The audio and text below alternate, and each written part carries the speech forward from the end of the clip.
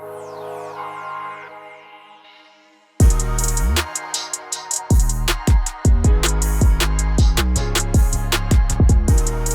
Jordan. What's up, Michael? What's up, my brother? My brother. What you drinking? Little ice water. Bro, tattoo looking nice. Can you see it? I could for a second there. No, I can't. It went away. Thank you, bro. Thank you. Yeah, I'm very, very happy with it. That's awesome. I'm stoked. Yeah, the guy did an amazing job. It looks incredible. Are you getting one, or are you just still removing? No, I'm actually not even removing. I'm done removing. Really? Is it gone? Yeah, basically. Where was it? On my wrist. Oh, it was here, not here. It was here? Yeah. I can't see it. Man, that's crazy. Was that painful? Yeah, but small, so didn't really matter. How long was each session of removing it? 15 seconds. That's it. Just like one click, click, click. That's it. Mm-hmm. And were you like, did you like do that or no? Yeah, but I wanted to do that, but I didn't do that. Okay. Wow. I felt that. Really? Mm-hmm. Man, that's crazy. Okay. So it hurt more than getting the tattoo? Substantially, by a lot. Wow. That's crazy. Okay. But like that took a very long time, right? Yeah, it was like 6 hours of actual tattooing. Yeah, so I would imagine there's something to how long you're doing it that contributes to the pain, whereas the removal, even on a bigger pieces, takes way less time than actually creating it. That's so crazy to me. Wow. Cool. Yeah, man. What's happening? Just chilling, dude. We just finished one podcast. We're ripping another one. We just finished the Power Breakfast pod. If you listened to that last week, now we're embarking on a new podcast journey. We're on a podcast journey. We upload weekly, indefinitely. Without exception. Whether we feel like it or not. We really turned a corner on that because there was a period of time where we'd be on, we'd be off. Like, man, we've been so consistent. It's pretty cool. I know. Maybe we should go back to our old ways. Be inconsistent for a bit. Play like a little hard to get. Oh, you want us. Got it. Okay. All right. Well, we'll see. No, we got them scheduled out. I think the weekly uploads will be a thing for a while. Yeah. I like doing multiple back-to-back because I feel like right when we get to the end of the conversation of the first podcast, that's when I'm really getting really into it. And then when we stop it, I'm like, oh man, like now we got to stop talking. Yeah. That's what being an extrovert is. Yeah. I feel like it's reversed for you. Yeah. Like this. If you're watching on YouTube, you saw the... Yeah. Yeah, I'm learning the ESTP ways. What do we got planned for this pod? What are you seeing right now in the industry, in the zeitgeist? What are you seeing out there on social media? I love that word. I always forget that word until you say it. I think I often misuse it. No, you use it perfectly. I had a tab pulled up on my computer for at least 7 to 8 months with that word up just so I could always read it every day. Seriously, because I would always forget what it was. It's the defining spirit or mood of a particular period of history as shown by the ideas and beliefs of the time. You're using it literally perfectly. I didn't know if you could use it specific to an industry or not, or if it was cross-cultural, but I'm talking about the fitness zeitgeist. The fitness zeitgeist, like in terms of trends in the fitness industry right now, like for fitness stuff? Yeah. Content, like, nutrition, training, what people are talking about. Yeah. What are people talking about? What are people doing? Let's see. Well, I think one of the biggest ones are the weight loss injections. That's just a massive topic. And I was really glad I spoke with Spencer and Danielle about that because they definitely opened my eyes to a side that I hadn't really thought of before. It's also been interesting because essentially what these shots do, when we really boil it down to the most basic of what they do, is they reduce your hunger, right? And so they help people eat less is really what it boils down to, right? So there's been a lot of people who have been talking about, listen, if you're thinking about getting these shots and you're also the person who said, oh no, it's my genetics that's preventing me from losing weight. Well, what's actually going on is all these shots do is they prevent you from eating as much. They prevent you from being as hungry. So it's not your genetics, it's that you're just eating too much. Now, so I like that discussion on one hand. On the other hand, the genetics part of the discussion that people I think are overlooking is that these people are likely experiencing hunger on a different level than others, which could be impacting the term that Spencer used was food noise, just how much food makes up their day, how much they're thinking about it due to their hunger and all of that, which is impacted by genetics. So I do think it's very interesting, but that's one of the major topics of conversation right now. You guys didn't hit on, or did you, the mechanism by which it reduces hunger? I don't think we discussed the actual mechanism by how it's reducing hunger. Because is it the same? I guess two-part. Like, they're definitely reducing hunger. Are they doing something else? And is the mechanism by which, whatever that is, they're reducing hunger, is that what's causing so many people to, like, be able to quit smoking cigarettes easier, or like having these benefits on other addictions? Or is that like is that a side effect of these injections that is causing people to like be less addicted to other things? Or is it the same mechanism? And I guess we're just, maybe we don't know. Spitballing. Yeah.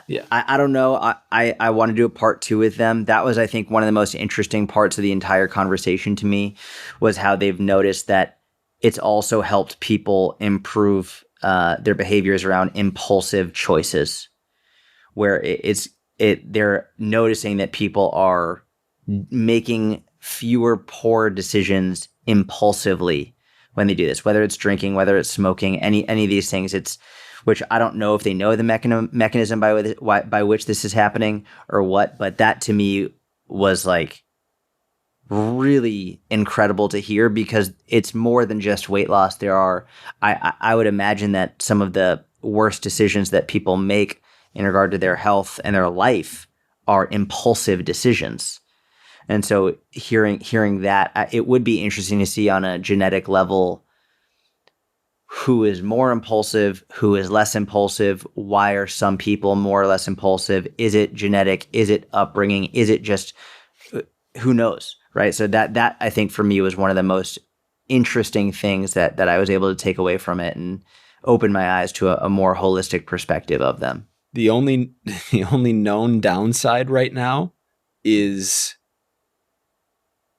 gas GI distress, essentially. From what I've heard, yeah, that seems to be the major negative side effect that often people will have with it, yeah. And we have studies going back to the 1950s. I believe that's what Spencer said. Yeah.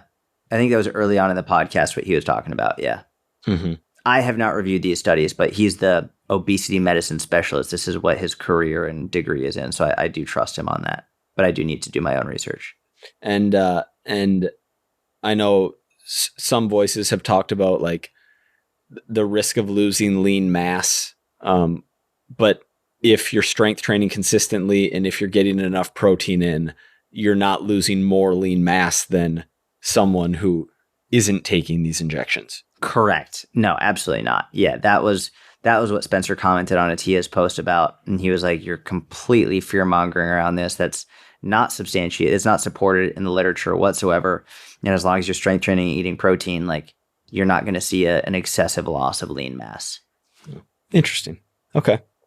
So nothing super new on that front. But yes, I see that too on my feeds. I do think it's interesting to talk about from the perspective of, I've just seen a lot of coaches going in on them, like a lot, and saying that they're bad and you shouldn't do it and it's cheating and da-da-da-da-da. Is that the only reason they say you shouldn't do it? Because it's cheating? They basically say you're looking for an easy way out, is what they say. Like, you're looking for an easy way out, which I find it interesting.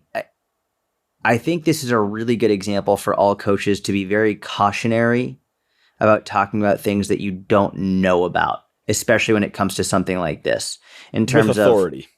Yeah, like to just outright say, like to look at what Newsweek is putting out and saying like Kim Kardashian or whoever is using this drug in order to lose weight. You can absolutely comment on someone who doesn't need to lose weight using drugs like this to lose weight in order to fit in a societal ideal of body image, right? You can absolutely talk about that. But then to extrapolate that and just say anyone using it is looking for an easy way out is a very bad, it's flat out wrong. It's a bad idea. And that's where I think people, if you're a coach and you're making content, you need to be very clear and very specific with what you're addressing and how you're addressing it. It's one thing to say, I don't like that celebrities or even non-celebrities are using these drugs in order to reach a very low level of body fat purely for aesthetic purposes. It's another thing to say these drugs are an easy way out or an excuse, whatever, when they're actually, there's a tremendous amount of research supporting the benefits that they have and how helpful they can be for other populations. So I've just noticed a lot of people, a lot of coaches indiscriminately hating on them.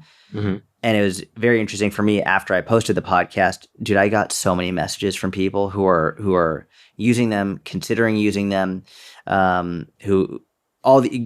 every person you can imagine, every type of message. I was using them, I am using them, I want to use them, I'm thinking whatever it is.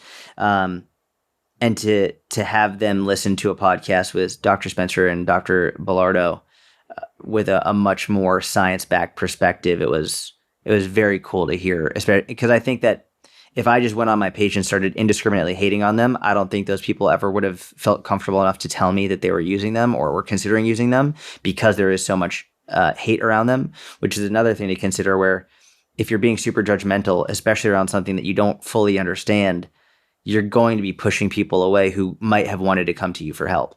Good point. And if you're going to talk about something you don't fully understand, like, do what you did, bring an expert on to discuss, or say, hey, I don't really, like, here are the questions I have. I don't know if it's good or bad. Here are the thoughts that I'm having. Here are theories that I have, but don't present yourself as like knowing everything about it if you don't, just because you're taking a Newsweek headline and regurgitating it. Yeah, exactly. Yeah,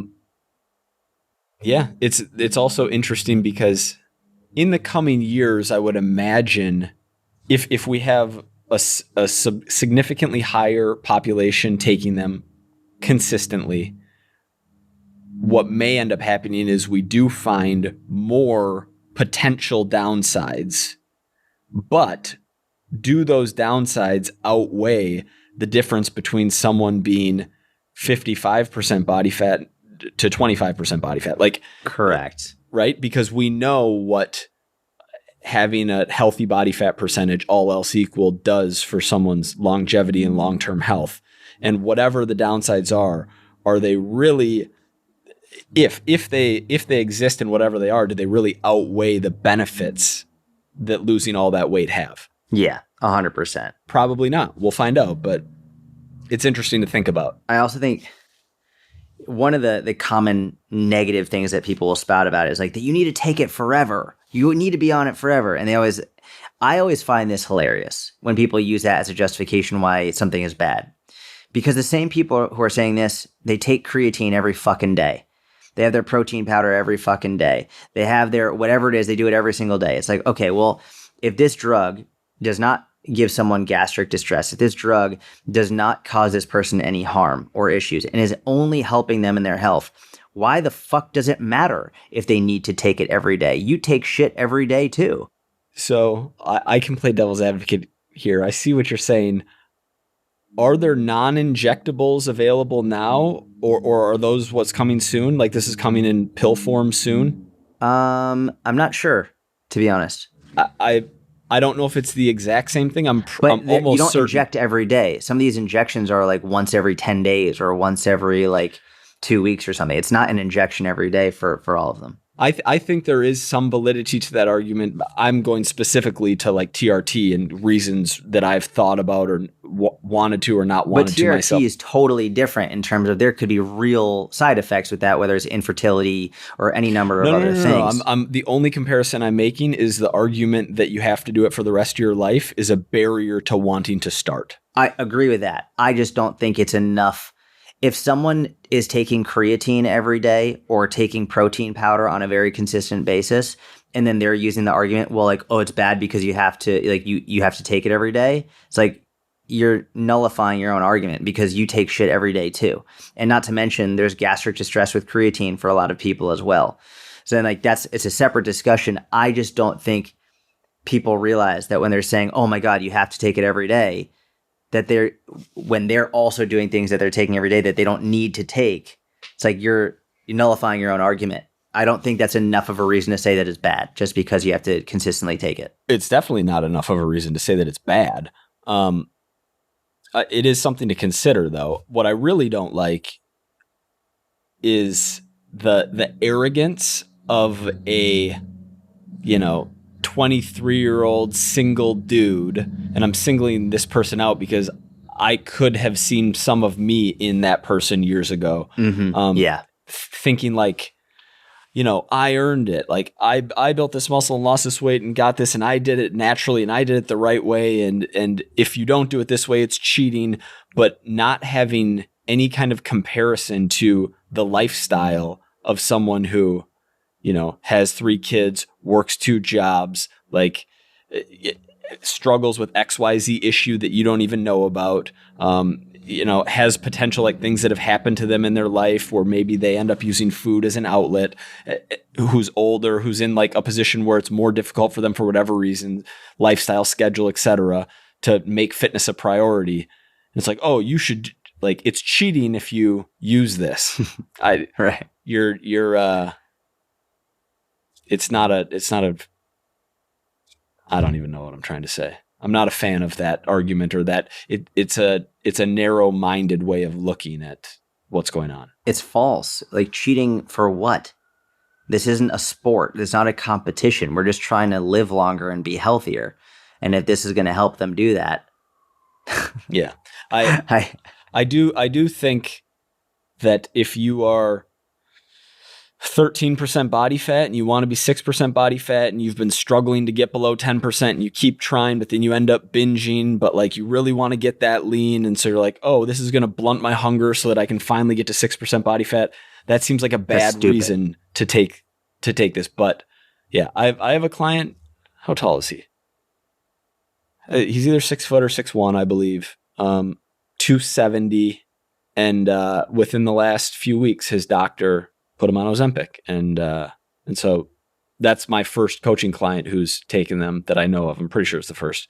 And so I'm interested to see how that plays out. And I'm very interested to hear how he does as well. Yeah. Yep. Like what happens with like hunger, what happens with thoughts around food. It'd be very interesting to keep tabs on that. So it's been since recording this now, it's been 2 weeks. And what he has said is in the evenings, when I would finish dinner and I would want more and I would want to go to the cupboards and want a snack, like now I finish my dinner and I just feel satisfied and I just feel like I don't want any more food and like I feel good. And so I don't need it anymore. I love that. Yeah. So it'll be interesting. That's fucking amazing. Absolutely. Yeah. That'll be very interesting to keep tabs on. Yeah. And then not to mention how many areas of life that could improve outside of just his physical health, but cool. So if instead of now worrying about, oh my God, am I going to keep eating and having that be a huge thought in his head, he can maybe sit down and speak with his kids or speak with his wife or whatever it is, maybe focus on work more. Who knows? Maybe go on a walk. There's so many things that he can do now where the mental focus isn't on food anymore and improve other areas of his life. It's just... And then who knows, maybe as a result of it, before maybe he was really stressed about eating food. And I'm saying him, but like this is for everyone who could be in a similar situation where maybe all the stress around food was increasing cortisol, which would make it even more difficult. Now, because that stress isn't there, cortisol goes down. He can actually, fitness professionals, this is another big one. This is another part of the zeitgeist right now is cortisol. But if this could help reduce that and improve that by just not having it constantly playing in your brain, there are so many areas of life that I think this could benefit. So I'm very interested in this topic and very excited to watch as more research comes out and we see how it impacts people, positive or negatively, so we can learn from it. Anything else happening in the zeitgeist, or we can dive into Q&A, but anything else interesting going on out there in the feed? Is there anything else? Yeah, there's a lot going on, man. It's a crazy fitness world out there. And there's a lot going on. We've spoken about the people obsessing over the right lines of pull in order to maximize hypertrophy. We use like continuous glucose monitors, all that stuff. There's definitely a lot out there. I will say, there's a lot. So we could go into Q&A. I think that was a good discussion around the current zeitgeist. You know what? Do us a favor, email us, or don't email us. Send us a message, Personal Trainer Podcast on Instagram. Tell us some things you're seeing around the fitness industry, some common trends. Maybe you want to hear our thoughts and opinions on them. Could be training, could be nutrition, could be psychology, could be whatever you want. Any common trends, could be business, anything, and we're happy to help. You know what? Actually, you sent me one the other day, Mike, and I've seen a bunch of them. I'm sure everyone listening to this is probably seeing these because you're interested in this type of content because you're listening to it. But the ads for fitness business programs that I see on YouTube or I see on Instagram, and it always starts off with like some dude being like, do you want to make 6 figures or more helping client or like coaching people all over the world? It's whatever. It's always about like, how much money can you make? Do you want to make 10,000 a month, 20,000 a month? Passively seeing a lot of those. That's a big part of the zeitgeist in the industry right now. What do you think about those? I know you've seen those as well. I mean, I historically just hate like spammy, selly YouTube pre-roll. Like, here are my 3 secrets. Come to my webinar, put your email and your phone number here. And then it's just a hard sell on the back end. You don't have to make content to grow your business. If you're making less than 40,000 a month, like, you need to come here and I'll tell you all of the secrets from, it's not just fitness, in anything. When I hear that, it's just very like, Tai Lopez circa 2014. I'm here in my garage, like, knowledge. You want a Ferrari, you need knowledge. Like, it's just shit. And it probably works, and I'm sure they convert, and I bet they're plus EV ads. And, if that's how you want to roll, then cool. But I like building a business on a foundation of educating, helping more people. And I'm not even going to say that it's morally superior, even though I think it is, but like, that's just how I sleep at night, rather than like, I'm not even going to say that it's morally superior, even though it is morally Yeah. I don't know. Yeah. I would say, especially because I think a lot of the people listening to this are being served up those ads and potentially falling for them. I'll say the same thing that I say to people when what do you think about keto? What do you think about carnivore? What do you think about this? Listen, try it. If you're really that interested, give it a shot. Because the only way you're really going to know is if you try it out. But I guarantee you, and I can say this with the utmost certainty, you will not get anywhere near the education around the things that you really care about in terms of being a better coach, actually helping people, building a sustainable business. You will not get anywhere near that as you would get in our mentorship. Just, I can say that, and you might be like, well, you're biased, da, da, da. Yeah, I'm biased, and I'm fucking right. I promise you that. And this is an unexpected right hook. But if you really are very serious about getting more education around becoming a better coach, around understanding program design, exercise technique, helping your clients, nutrition, psychology, behavior change, systems for your business, setting it up, all of that stuff, and also having an amazing community of great coaches who are also trying to do the same thing as you. The link is in the description of this podcast. Like, go join the mentorship. Like, it will. And by the way, it's way less expensive than all these other fucking things you're seeing pre-roll ads for. I promise you that it's less expensive and it's gonna be way better. I promise you. So, link in the description. Link in the description. Couldn't agree more. Okay, so here's one I was gonna ask in the last podcast, which people listening to this heard it last week, but we recorded it just a few minutes ago. So going through the Q&A. This has nothing to do with fitness, or you could argue potentially business, but this woman said, if you had to make $2,000 in 4 weeks, what would you do? I just thought that, and I'm assuming, by the way, that this is like you don't already have an income of that or more. Like, you just got to from scratch. You need to make $2,000 in 4 weeks. What do you do? And I currently don't have a job or a business. I mean, it's hard for me to make that assumption, but I don't think you have a business that is easily creating that income. I think maybe you've got a job. Let's say this. We'll say this. You have to make $2,000 on top of what you're already doing, and you can't send an email to your email list of tons of people or you post on social media. Like, you can't use these systems that you've already built. You have a job. You need to make $2,000 more than what you're currently making in 4 weeks. What do you do? I would bless her heart, and I'll give a real answer that will work and is easily executable, but I would try to never be in that position. That's number one. Yep. Yeah. I don't care if you're 16 and listening to this, or 26 or 36, building yourself an emergency fund, having years where you work your butt off and you spend as little as possible, having cash and investments that you set aside, not trying to keep up with the Joneses, but buying the used car, the cheaper car, like renting versus getting a home, whatever. Like, be smart until you have a little nut saved away. If you're in dire straits and need $2,000 in 4 weeks, what would I do? I would sell material possessions, because everyone has them. You got a couch, you got something like a desk upstairs that you don't use, you have stuff in your garage. Like, I would sell my things is what I would do. Yeah, that's bang. I'm definitely not cold DMing and trying, like, I'm not going to sacrifice the reputation of my business to try to get money from business in the short term. Mm-hmm. Yeah. Yeah. Not cold DMing, not creating, like, the only time I would create a GoFundMe is if, like, there was like a huge amount of money needed and like it was for someone's health concern and like something like to help charity wise. I wouldn't do it for something where it's like, I don't know. I probably wouldn't do it for rent or something like that.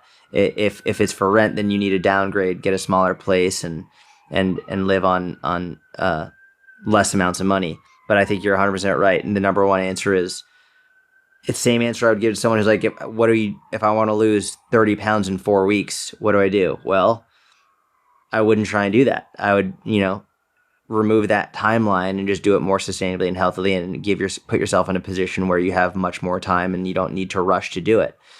Which, by the way, I know like fighters do all the time. Fighters will delay. They'll gain a lot of weight, and then they'll have 8 weeks before their weigh-ins, and they've got to lose 40 pounds, and then their whole training camp sucks as a result of it. So it's like when a fighter says, how do I lose 40 pounds in 8 weeks? It's like, you should have started 16 weeks ago, bro. Like, that was not a good idea, and you probably shouldn't have been eating like you were eating leading up to this. You should have been much more consistent and maintaining a better body comp, because this is your job and this is what you're supposed to do. So, but I also love the selling your possessions. Like, that's just sell shit. So, like, I don't know, get a bucket and sit on that instead of your desk, right? Like, that's sell your desk, sit on a bucket, sit on the floor, make a picnic area. I don't, like, whatever, sell your shit and make that money if it's super, super important. Cool, fun, interesting question. My son loves football and loves judo. It takes him every day except the weekend to train. Is that too much? And, I'm just going to leave it at that. I'm just going to leave it there. What do you think? Like, her son, She says he's 6 years old. He's 6 years old. Do you think that's too much to train? He loves football and he loves judo. He trains every day except the weekends. Is that too much? I don't think he's training. I think he's playing. And I don't think that there is too much play for a 6-year-old boy or girl, but we're talking about a boy here. There's this stigma that kids these days are only on screens and only on iPads and never outside and never doing anything, which is largely true compared to 20, 30 years ago. But when I walk around my neighborhood, I see kids outside playing all the time, and it puts a huge smile on my face to see that happening. It sounds like your son loves what he's doing and loves these activities and wants to be doing them 5 days a week. And I can't imagine that it's more than an hour or two per day. Like, no, that's definitely not too much. In fact, if I were to design an optimum curriculum, rather than having elementary school kids sit on their butts for 6, 7, 8 hours a day, I think multiple hours of activity is something I would build into an optimal curriculum. Yeah, I completely agree. I think the key words, and I tried to emphasize them when reading it, was he loves judo and he loves football. He loves it. If the question was, I put my child into this activity that he doesn't really like, but I'm forcing him to do it, do you think I'm overtraining my child? That's a completely different fucking question. Mm-hmm. If he loves judo and he loves football and he loves soccer and he loves rock climbing and he loves whatever, then he's playing just like you said, and that's amazing. And you're not overdoing it at all. And I think this is really what coaches need to understand when they're either working with children or giving advice related to children, especially a 5, 6, 7, 8-year-old kid, like young kids. Play, fun, enjoyment. I would coach a number of either youth sports teams, or I would even have parents bring their kids in when they were between 6, 7, 8, 9, 10. And any coach who's worked with kids will probably smile as I'm about to say it, but getting them to pay attention is a bitch. Like, it is very difficult, especially if you've got a room of them. And he's playing on a football team and he's doing judo. Like, you can't do either of those by yourself. You're doing those in a team setting or a group setting. I've seen the jiu-jitsu classes with kids who are 5, 6, 7, 8, 9, 10. They're fun. The vast majority of it is just fun and play, little bits of actual practical self-defense learning here and there, but the vast majority of it is they're just wild and they're having fun, as they should be. And that should be the main focus and main goal of any training program for a child, is just fun and play and learning and movement and team building and understanding, like, communication and respect. One of the things I love about the martial arts is, especially watching these kids classes in jiu-jitsu and stuff, the professor, at least in my academy, and I've seen this in other academies as well, he'll walk up to each student and he'll shake their hand before and after each class. And if they give like a little wimpy handshake, he's like, nope, good handshake. And look me in the eye and say, thank you, professor. And like respect and eye contact and communication and listening as a part of that process, I think is just absolutely invaluable. I love it. All right, here's one. I'm going to riff on this and I'll hear your thoughts after. So this person said, I just lost my first badminton tournament badly, and I've been sulking for 2 days. That's all they said. And I just want to be like, shut the fuck up.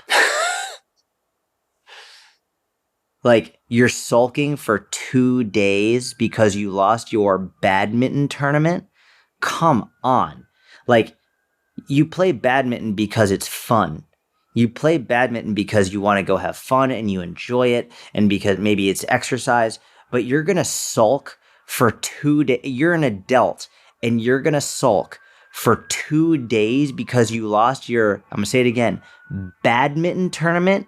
Get the fuck out of here. Like, I don't care if it's wet sport. I don't care if it's football, baseball, basketball, jiu-jitsu. I don't give a shit. If you're doing it and you're not an absolute professional and you're just doing this because you entered the local badminton tournament, god damn, there is no reason for you to be sulking. You should go. You lost. Go grab a beer with the people that beat you. Have like, come on, like sulking for 2 days because of that. I see people, and the reason I wanted to riff on this is because I see people doing this with social media. They have a post that doesn't get as many likes or their page isn't growing and they start sulking around. You didn't get as many likes as you want in your post and you're sulking. You didn't get as many people signing up for your program and you're sulking. Relax. It's just fucking relax. Stop being so hard on yourself. Stop holding yourself to unrealistic expectations. Stop being a little bitch and just fucking go. Like, come on. When you're looking back on your life, do you really want to be the person that was like, yeah, I was sulked for 2 days after my badminton tournament. I sulked for 2 days after I had a post on social media that didn't do very well. Shut the fuck up. Just keep going. Good riff. Clip that. Clip Nation. Clips Nation. Good riff. I got nothing to add. Nothing? Come on. You got something to add. No, I don't. I think we move to the next question. Come on, Michael. I think you nailed it there, bro. I don't have anything to add. Yeah, don't look. Yeah, I'm anti-sulk like you, especially over something that's not worth like completely unproductive. Either use the negative. Look, if you're that bummed out about it, maybe this like you kind of disrespected badminton a little bit there. So I'm actually going to come here to defend badminton. Maybe this person takes badminton super seriously and like really wants to win and is hyper competitive, and good for he or she because you know what? I just had a memory. We had badminton like in gym class in high school. Yeah, and it was fun. It got very competitive. But here's the thing. Yeah. Here's the thing.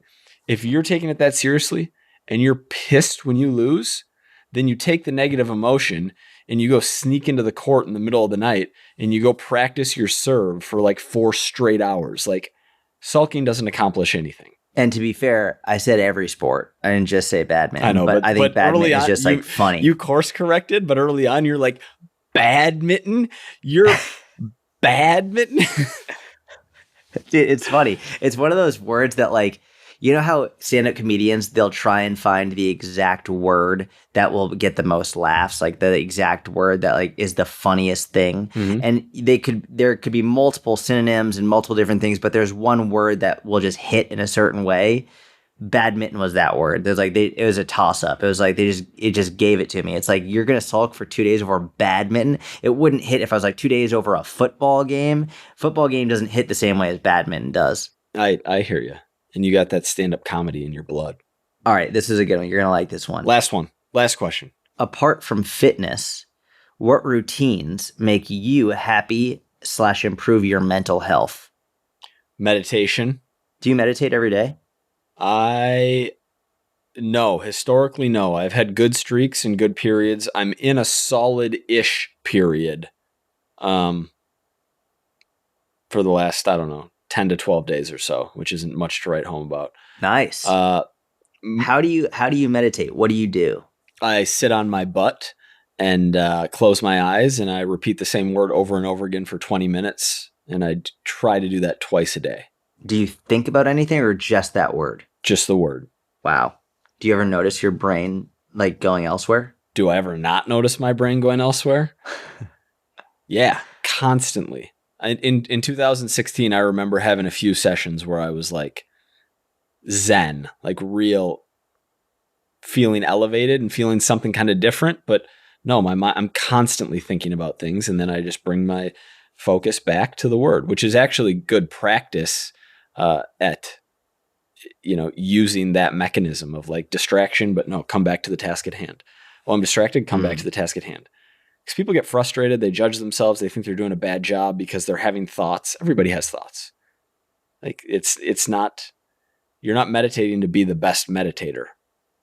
And the main benefit, yeah, I know you are. The main benefit, because I think this is important, that I've noticed when I've been consistent is it creates more space between feeling and action. Right? So if I'll just speak for myself, but if I'm in a bad place, emotion and action are pretty tightly wound together, whereas the more I'm meditating, the wider the gap, the more I can just kind of sit in that middle place. And there are other, like sleep quality improves, which is already pretty good, but I feel like I can actually do better on less sleep. Ability to focus for longer periods of time is enhanced. I don't really struggle with anxiousness, but like my ability to be present improves if I'm meditating consistently. So that's one. I think fitness is the biggest pillar. I forget the actual question, but things other than fitness that are part of your routine that benefit you. Yeah. Make you happy and improve your mental health. Yeah. Fitness is the biggest one. And, we used to kind of talk about this and then we haven't said it much recently. I think because it's been less a thing on social media, but there's a misconception that talk therapy is the only form of therapy, that you have to go sit down with a clinical psychologist and talk about whatever. Talk as a form of therapy. There are other forms of therapy, and there are, man, I got to pee so bad I can barely think straight. Physical activity is one of them, especially for me. Maybe we'll do a whole episode on this at some point. Yeah, I love that. Yeah. Aside from fitness, I think, I think just spending time with my family is probably the biggest one for me right now. Before I had my family, like before I had my wife and daughter, there's so much of my life is fitness, whether it's just going on a walk or a run or lifting or jujitsu or learning about lifting or learning about jujitsu. Like, so much of the things that bring me happiness are fitness related. I think another one is traveling. Traveling has always been something that has just brought me so much joy. Trying to learn a new language. There's actually, I was looking at some research around what learning a new language does to your brain, and it just seems like it's fucking wild, the impact that learning a new language has on your brain health. That for me has been something that's been wonderful as well. Signing up for, like, I speak Hebrew, but signing up for more advanced Hebrew speaking classes and doing those on Tuesday and Thursday mornings, which I'm not doing those currently, but I have done those for a while. And that is something that helps me a lot and just makes me happier, feel more fulfilled. The communication for me in general, and the idea of being able to speak a new language to people and express myself in another language that has been wonderful. So I would say that. And that, I think, for me is one of my forms. We'll call it meditation, we'll call it therapy. The type of meditation that you described, sitting down and just thinking of one word over and over and over again, I have a very bad relationship with that type of meditation. You've done it? Because my Oh my God. Yeah. I don't know if I ever told you. I think I told you some of these stories. Yes. And I don't like to shit talk them. I don't like to shit talk people in general, especially if they can't be there to back it up. But I had some very poor experiences with meditation, being forced to do it as a kid. And if I wasn't doing it in quote unquote the right way or for the right amount of time or whatever, I was met with explosive anger, which I think has tainted my view, unfortunately, of meditation as a whole. I've always wanted to try to get back into it, but even as I say it, like, there's a level of discomfort that I have in my stomach and chest just thinking about like what I was met with as I was forced to try to do it, that like no, not for me, unfortunately. Right now. Yeah, maybe ever. But you just yeah, we'll leave it at that. Great episode. If you enjoyed the episode, please leave a 5-star review, Spotify, iTunes, wherever you're listening. Hit that thumbs up button on YouTube. We appreciate you. We'll be back next week. Every Tuesday morning we upload. See ya. See ya.